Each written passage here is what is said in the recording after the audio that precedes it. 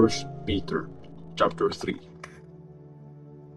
Mga misis at mister. Para naman sa mga misis, dapat sundin nyo ang mga mister nyo para kung meron man sa kanilang hindi sumusunod sa salita ng Diyos, yung ugali nyo ang kukumbinsi sa kanila para maniwala.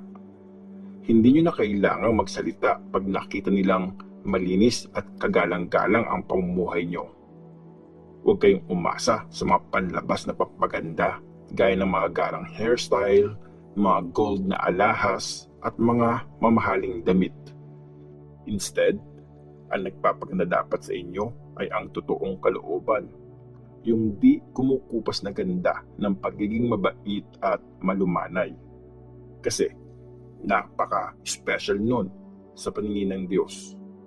Noon, ang pampaganda ng mga banal na babaeng umaasa sa Diyos ay ang pagrespeto nila sa authority ng mga mister nila. Ganyan si Sarah. Sinunod niya si Abraham at tinawag pa niya itong Lord.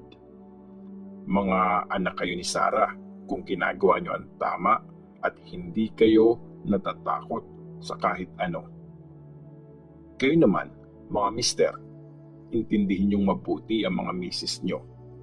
Bilang asawa, irespeto niyo sila at isipin niyo ang kapakanan nila kasi hindi sila kasing lakas niyo at kasama niyo silang tatanggap ng buhay na regalo ng Diyos. Gawin niyo to para walang maging sagabal sa mga prayers niyo. Paghihirap dahil sa paggawa ng tama.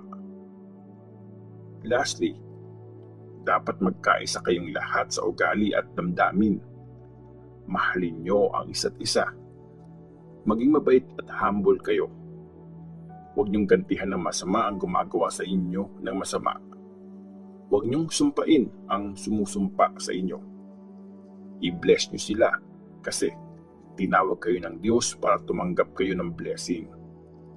Sinabi sa Scripture, kung gusto niyo ng masaya at maayos na buhay, huwag kayong magsalita ng masama at huwag na kayong magsisinungaling. Talikuran nyo ang kasamaan at gawin nyo kung anong mabuti. Gawin nyo ang lahat para magkaroon ng payapang buhay. Kasi binabantayan ng Panginoon ang mga matutuwid at pinapakinggan niya ang mga prayers nila. Pero kinukontra niya ang mga gumagawa ng masama. Ngayon, sinong mananakit sa inyo kung nagpupursige kayo sa paggawa ng mabuti? Pero kahit napahirapan kayo dahil sa paggawa niyo ng tama, blessed pa rin kayo. Huwag kayong matakot kahit kanino at huwag kayong mag-worry. Buong puso niyong igalang si Christ bilang Panginoon. Dapat lagi kayong ready na sumagot at mag-explain sa kahit sino magtanong sa inyo tungkol sa pag-asang meron kayo. Pero gawin niyo ito ng mahinahon at may pagrespeto. Dapat laging malinis ang konsensya niyo para pag ininsulto kayo, mapapahiya yung mga nagsasabi ng masama tungkol sa mabuting ginagawa niyo bilang mga disciples ni Christ. Mas mabuti mag-suffer dahil sa paggawa ng mabuti kung ito ang kalooban ng Diyos kaysa mag-suffer dahil sa paggawa ng masama. Si Christ nga namatay para sa mga kasalanan natin. Isang beses lang at sapat na yun. Namatay ang isang mabuting tao para sa mga taong makasalanan. Ginawa ito ni Christ para ilapit kayo sa Diyos. Pinatay ang katawan niya pero binuhay naman sa Espiritu. Sa ganitong kalagayan, pinuntahan niya mga espiritong nakakulong at nag-preach sa kanila. Sila yung mga espiritong hindi sumunod kahit matyagang naghintay ang Diyos nung time na ginagawa ni Noah yung barko. Pero iilang tao lang ang nakaligtas sa tubig.